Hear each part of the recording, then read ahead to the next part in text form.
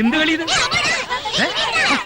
എല്ലാവർക്കും എല്ലാ സൗഭാഗ്യങ്ങളും ഒരുമിച്ച് ദൈവം കൊടുക്കാറില്ല ജീവൻ. മനുഷ്യൻ എപ്പോഴും ഇല്ലാത്തതിനെ കുറിച്ച് വ്യാകുലപ്പെടുന്നു. ഉള്ളതിൽ തൃപ്തിപ്പെടാനും സന്തോഷിക്കാനും അവൻ മറന്നുപോകുന്നു. ജന്മം തന്നവരോട് നിന്റെ മനസ്സിലുള്ള ദേഷ്യവും വെറുപ്പും കഴുകിക്കളയണം. ഒരു ക്രൂരതയും കർത്താവ് നിന്നോട് കാണിച്ചിട്ടില്ല. അതുകൊണ്ട് അനാഥനെന്ന ചിന്ത ആദ്യം ഒഴിവാക്കുക.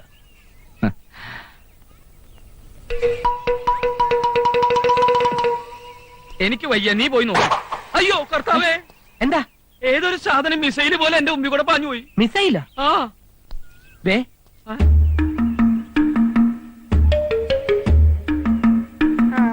ദത്തെടുക്കാൻ വന്ന സ്ഥലം കൊള്ളാം. ഇവിടെ മുഴുവൻ തീവ്രവാദികളുടെ കുഞ്ഞുങ്ങളാണെന്നാ തോന്നണേ. ശരിയാ, യവന്മാരൊക്കെ വളർന്നാണ് അവസാനം അലവലാതി കുക്കുകളായിട്ട് മാറുന്നത്. അതെ. ഡാ. വാ, പോ.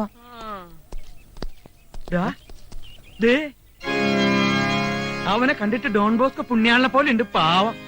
ശരിയാ, ഇവൻ ആള് ബുദ്ധിമാനാ, കണ്ടാലറിയാം. മോനെ ഇങ്ങോട്ട് വന്നേ, അങ്കിള് ചോദിക്കട്ടെ.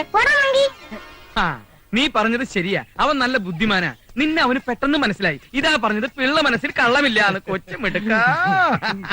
നിന്നെ പോലെ തന്നെ ആരോ വലിച്ചെറിഞ്ഞ ഒരു കുഞ്ഞിന് ഒരു നല്ല ജീവിതം കൊടുക്കാനുള്ള മഹാമനസ്കതയാണ് കർത്താവ് നിനക്ക് തോന്നിച്ചിരിക്കുന്നത്. ജീവ, മറ്റു കാര്യങ്ങളൊക്കെ പറഞ്ഞുറപ്പിച്ചിട്ടുണ്ടെങ്കിൽ ദേ ഇതിനെ നമുക്ക് എടുക്കാം. എങ്ങനെയുണ്ട് സാധനം? എങ്ങനെയുണ്ട്? പിന്നെ അന്യായമായിട്ടുള്ള വിലയൊന്നും അച്ഛൻ പറയരുത്. അച്ഛനും ഞങ്ങൾക്ക് നഷ്ടമില്ലാത്തൊരു റേറ്റ്. മനസ്സിലായില്ല? അയ്യോ, അച്ഛന്റെ ഒരു കാര്യം. ദേ ഇതിന് ഞങ്ങൾ ഉറപ്പിച്ചു. ഒരു 5 മുറിയോ? ചേട്ടാ, നീ ഇതിൽ ഇടപെടണ്ട. കച്ചവടം ഞങ്ങൾ ഉറപ്പിച്ചോളാം. ഏത് സാധനം ആയാലും കണ്ണും പൂട്ടി വില പറയുന്ന സ്വഭാവമാണ് നിന്റേത്. 22 കിലോ ഉള്ളൂ. വെക്കണോ എന്റെ കുഞ്ഞിനെ താഴെ? അയ്യോ, ഇത് അച്ഛന്റെ കുട്ടിയാണെന്ന് ഞാൻ അറിഞ്ഞില്ല. ഞാൻ വിചാരിച്ചത് വല്ല അനാഥ കുട്ടിയാണെന്ന്. താഴെ നിർത്താൻ. ഞാൻ പോകും. നോക്കി നോക്കി വില പറയാൻ ഇറച്ചിക്കടയാണെന്ന് കരുതിയോ നീയൊക്കെ? ഞാൻ അപ്പോഴേ പറഞ്ഞത് അച്ഛനൊരു ചൂടനാണ്, വളരെ സൂക്ഷിച്ചിടപെടണം. ഒന്നിറങ്ങി പോകുന്നുണ്ട് രണ്ടും. സഹായിച്ചൊക്കെ മതി. സോറി ഫാദർ, അവരറിവില്ലായ്മ കൊണ്ട് അങ്ങനെ. അവരുടെ അറിവില്ലായ്മ കൊണ്ട് വേദനിച്ചത് ഈ കുഞ്ഞു മനസ്സാണ്. ഈ ഓർഫനേജിന്റെ മുന്നിൽ ഒരു ബോർഡ് പോലും ഞാൻ വയ്ക്കാത്തത് മതിൽക്കെട്ടിന് അപ്പുറത്ത് നിന്നുകൊണ്ട് ആളുകൾ സഹതാപത്തോടെയും പുച്ഛത്തോടെയും എന്റെ കുഞ്ഞുങ്ങളെ നോക്കരുതെന്ന് കരുതിയാണ്. പണത്തിന് വിൽക്കാൻ കോഴിക്കുഞ്ഞുങ്ങളെയും പന്നിക്കുഞ്ഞുങ്ങളെയും അല്ല ഞാനിവിടെ വളർത്തുന്നത്. ഈ മുത്തുകളെ സ്നേഹിക്കുന്ന ഹൃദയവും അവരെ കൊതിക്കുന്ന മനസ്സും, അങ്ങനെയുള്ളവരിലാണ് ഇവരുടെ ഭാവി ഞാൻ കാണുന്നത്. പോയി കളിച്ചോളൂ. പ്രായത്തിനനുസരിച്ചുള്ള ശരീരം മാത്രമേ ഉള്ളൂ. രണ്ടിന്റെയും മനസ്സ് എപ്പോഴും കുഞ്ഞുങ്ങളെ പോലെ. അച്ഛൻ അവരോട് ക്ഷമിക്കണം. ഞങ്ങളോട് പൊറുക്കണം അച്ഛോ. ചെയ്തത് തെറ്റാണെന്ന് ബോധ്യമായ രണ്ടുപേർക്കും ഞാൻ ഒരു സമ്മാനം തരുന്നുണ്ട്. ഞാൻ അടുത്തുവാ.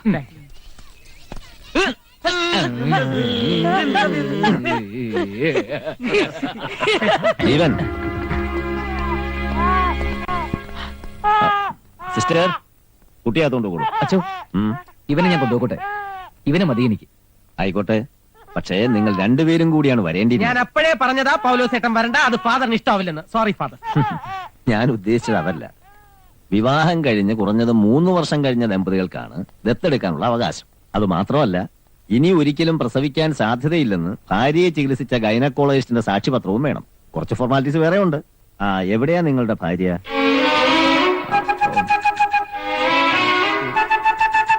എനിക്ക് ജീവന്റെ ഭാര്യ ബാംഗ്ലൂരില. അവിടെ എന്ത് ചെയ്യുന്നു? മെഡിക്കൽ കോളേജിലാ. എന്താ അസുഖം? അസുഖമല്ല, പഠിച്ചോണ്ടിരിക്കുക. LLB.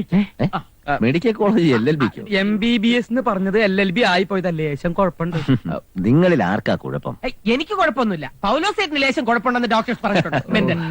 അല്ല മിസ്റ്റർ ജീവൻ, മെഡിക്കൽ ഡയഗ്നോസിസിൽ നിങ്ങളിൽ ആരുടെ കുഴപ്പം കൊണ്ടാണ് കുട്ടികൾ ഉണ്ടാകാത്തത്? അയ്യോ അച്ഛൻ, ജീവന്റെ ഭാര്യക്കാണ് കുഴപ്പം, ജീവന് കുഴപ്പമൊന്നുമില്ല അല്ലേ? ഞാൻ ചോദ്യങ്ങൾ ചോദിക്കുന്ന ജീവനോടും ഉത്തരം പറയുന്ന ഇയാളും.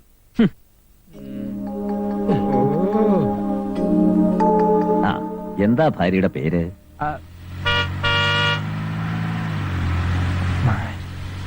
മാരുതി. മാരുതിയോ? മാരുതിയല്ല, മാധുരി. ഞങ്ങൾ മധു എന്ന് വിളിക്കും. ഞങ്ങളോ? ഞങ്ങളെന്ന് പറഞ്ഞാൽ ജീവൻ. ജീവൻ ഒരു ദിവസം ഭാര്യയും കൂട്ടി വരും. ദത്തെടുക്കുന്ന കുഞ്ഞിനെ മകനായി അംഗീകരിക്കേണ്ടത് അവരാണല്ലോ. ഓക്കെ ജീവൻ, എനിക്ക് പ്രേയറിന് സമയമായി. ഫാദർ, ഞാനവൻ ഇപ്പൊ കൊണ്ടുപോകട്ടെ. ഭാര്യയെ മറ്റൊരു ദിവസം കൊണ്ടുവന്നാ പോരെ? ജീവൻ, കാര്യം ഞാനൊരു കത്തനാരാ. പക്ഷേ ഫാദർ വെറ്റിലക്കാരൻ ഒരിക്കലൊരു കാര്യം പറഞ്ഞാൽ പിന്നെ അതിന് മാറ്റമില്ല. മനസ്സിലായല്ലോ? Sorry father. ഓക്കെ. ഭാര്യയുടെ പേരെന്താന്ന് പറഞ്ഞത്? മാധുരി. എന്താ മാറ്റണ?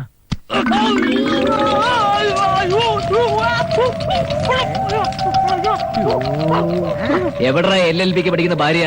ബാംഗ്ലൂരിൽ നിന്റെ അമ്മായിമ്മയുണ്ടോടാ പുല്ലേ? സൂത്രത്തിൽ ഒരു അച്ഛനാവണമെങ്കിൽ ഇങ്ങനെ കുറെ തട്ടിപ്പും നുണയൊക്കെ വേണ്ടി വരും.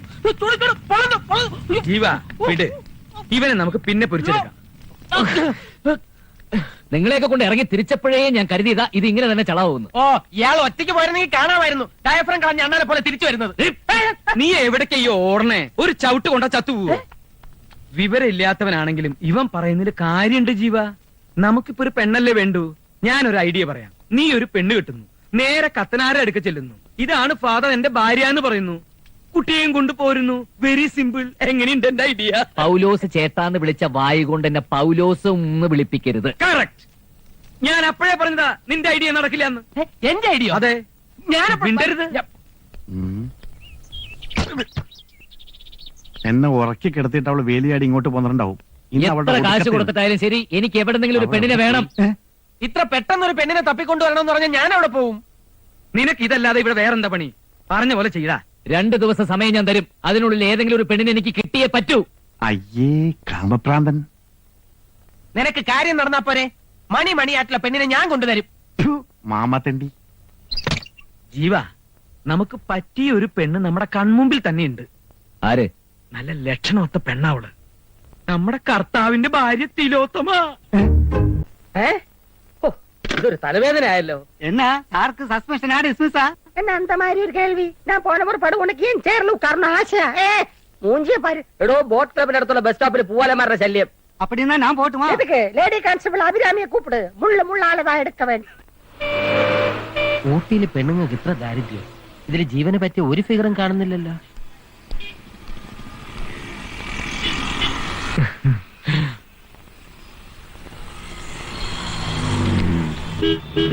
പശുവാണ് സകുനം. കൊള്ളാം. എന്താ പേര്? ശ്യാമള. മലയാളി തന്നെ. ഞാൻ ശത്രുഘ്നൻ. പഠിക്കാണോ? അല്ല, പഠിപ്പിക്കുക.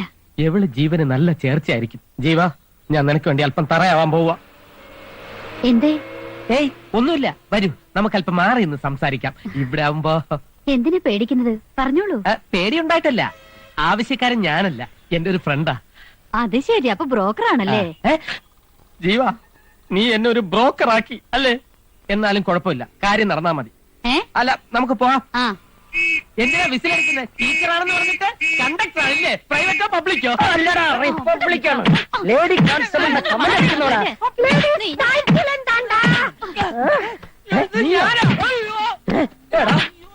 നിന്റെ ചെമ്പോലി എന്നോടിക്കും.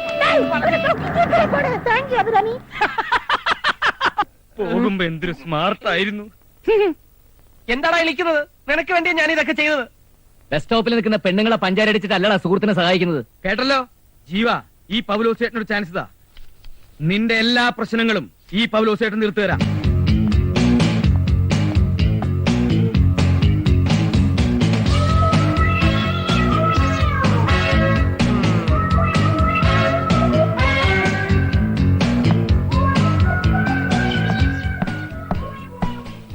ശ്വാസം വിട്. ജീൻസ് എന്റെ ആണ്. ബനിയനെങ്ങാനും കീറിയ കൂളിംഗ് ഗ്ലാസ് പൊട്ടാതെ ഞാൻ നോക്കിക്കോളാം. സ്വന്തം തന്നെ. എന്ത്? ഷഡ്ഡി. വേദന എപ്പോഴുണ്ടാ? ഒരുപാട് ചിരിക്കണ്ട, എന്റെയാ. தமிழ் மக்கள் கவனத்துக்கு மெண்டல் ஹாஸ்பிட்டலில் இருந்து ஒரு பெண் மனநோயாளி தப்பித்து விட்டார். മലയാളികളുടെ ശ്രദ്ധയ്ക്ക്, കാന്താശുപത്രിയിൽ നിന്നും മനോരോഗിയായ ഒരു സ്ത്രീ പുറത്തു ചാടിയിരിക്കുന്നു. അസാധാരണമാം വിധം അക്രമാസക്തയാണ് ഇവർ. അതുകൊണ്ട് ജനങ്ങളെല്ലാവരും ജാഗ്രതയോടിരിക്കണം. വാൾ, പേനാക്കത്തി, ബ്ലേഡ്, കുപ്പിച്ചെല്ല് തുടങ്ങിയ മാരകായുധങ്ങൾ കണ്ടാൽ ഇവൾ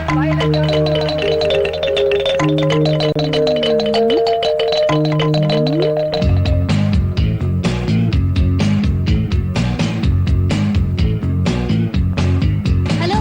ഹലോ.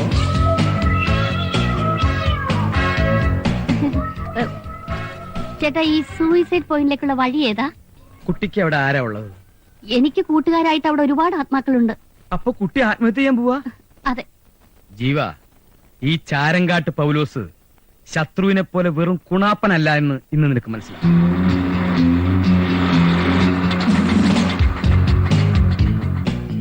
എന്റെ ഈശോയെ. പറഞ്ഞതൊക്കെ നല്ല ഓർമ്മയുണ്ടല്ലോ. പിന്നെ ഒരു കാര്യം, ഇവിടെ ഒരു ഭ്രാന്തനുണ്ട്. അവൻ വല്ല വിഡ്ഢിത്തോ എഴുന്നള്ളിച്ച ഒന്നും തോന്നരുത്. ഏയ് എനിക്ക് ഭ്രാന്തന്മാരെ വലിയ ഇഷ്ടമായിട്ടാ. ഏ? വേദനയൊക്കെ മാറിയോ? ഹലോ, ഇവിടുത്തെ കുക്ക. Good morning.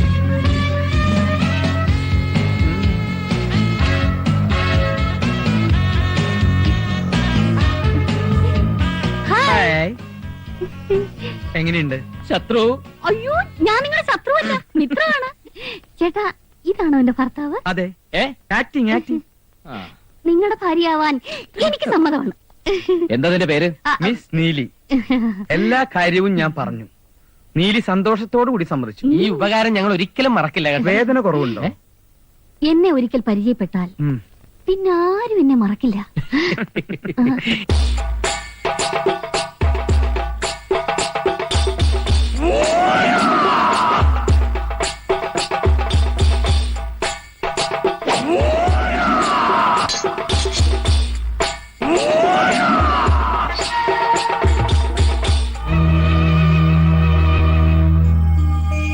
നാടക നടിയാ, കലാനിലയത്തിൽ ഉണ്ണിയാർച്ചയായിട്ട് അഭിനയിച്ചിട്ടുള്ള.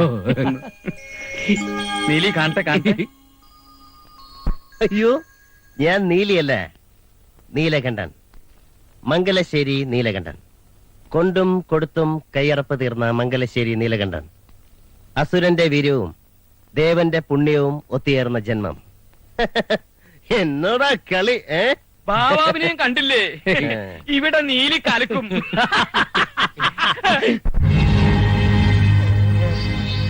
എന്താടോ വാര്യരെ ഞാൻ ഇങ്ങനായത്? ഞാൻ വാര്യരല്ല പൗലോസ. നീ എന്താ ഇങ്ങനെയായെന്ന് എനിക്കറിയില്ല.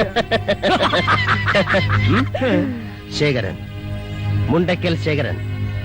എന്നും മംഗലശ്ശേരി നീലകണ്ഠന്റെ അധപ്പതനം സ്വപ്നം കണ്ട് കഴിയുന്നവൻ. വിടില്ല ഞാൻ. ഭ്രാന്തത്യ ജീവ ഓടിക്കോടാ.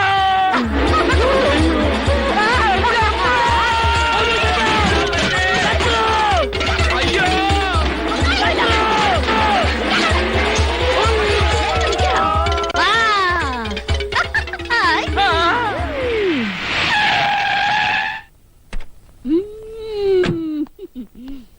എന്നെ പോലെ എഫിഷ്യന്റ് ആയ ഇൻസ്പെക്ടർമാരുടെ ഒരു ഗതികേട്. വണക്കം സാർ.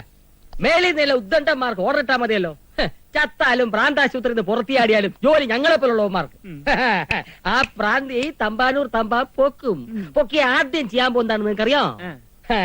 അവളുടെ തലമുടി ഷേവ് ചെയ്ത് ആ മൊട്ടത്തലയിൽ കടുകെണ്ണ തടവി ചുണ്ണാമ്പ് കൊണ്ട് പുള്ളി തൊടു. എന്നിട്ട് കഴുത പുറത്ത് കയറ്റി നഗരപ്രദക്ഷിണം ചെയ്യും.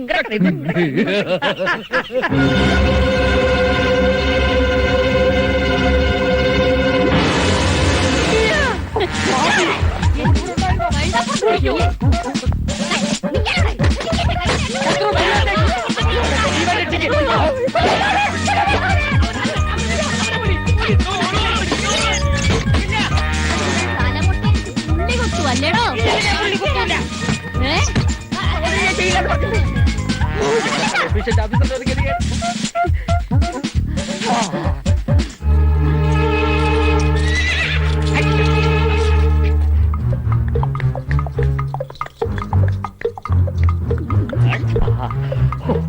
രക്ഷപ്പെട്ട്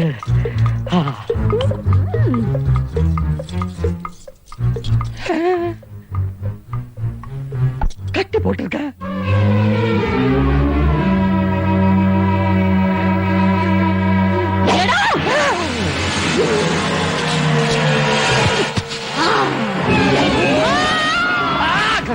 കുത്തുന്നതിന് മുമ്പ് ചത്തോ? ഇന്നത്തോടു കൂടി നിർത്തിക്കൊള്ളാം രണ്ടിന്റെയും പെണ്ണന്വേഷണം. ഇനി പെണ്ണെന്ന് പറഞ്ഞ് ഇറങ്ങിയ രണ്ടിനെ കൊന്നുകളെ ഞാൻ. ഈ കിളവൻ അണിഞ്ഞൊരുങ്ങി പോകുമ്പോഴേ അറിയാമായിരുന്നു സംഗതി കുളമാകുമെന്ന്. അവൾക്ക് ഭ്രാന്തായി പോയതിന് ഞാൻ എന്ത് ചെയ്യാനാ? The thing is, തിങ്ങ് നീ മിണ്ടരുത്. ജീവ, എനിക്കൊരു ഐഡിയ തോന്നുന്നു. വേണ്ട, ഇതുവരെ തന്ന ഐഡിയ ഒക്കെ മതി. ഞാനൊന്ന് തീരുമാനിച്ചു. എനിക്ക് ഭാര്യയില്ല, ഒരു പുല്ലുമില്ല എന്ന് ഞാൻ അച്ഛനോട് തുറന്നു പറയാൻ പോവാ. ജീവ എടുത്തിയാട്ടം കാണിക്കരുത്, അത് അപകടമാണ്. എനിക്കൊരു പ്ലാൻ തോന്നുന്നുണ്ട്. നമുക്ക് പത്രത്തിൽ ഒരു പരസ്യം കൊടുത്താലോ? വധുവിന് ആവശ്യമുണ്ട് എന്ന് പറഞ്ഞ്. എന്നിട്ട് അവൾ ആര് കെട്ടൂടാ? നിന്റെ തന്ത കിട്ടൂടാ. തന്തയ്ക്ക് പറഞ്ഞാൽ ജീവ, ഒരേ ഒരു ചാൻസ് കൂടി താ. എന്തിന്? എനിക്കറിയാം എന്താ ചെയ്യേണ്ടതെന്ന്. ജീവ, ഒരു ചാൻസ്.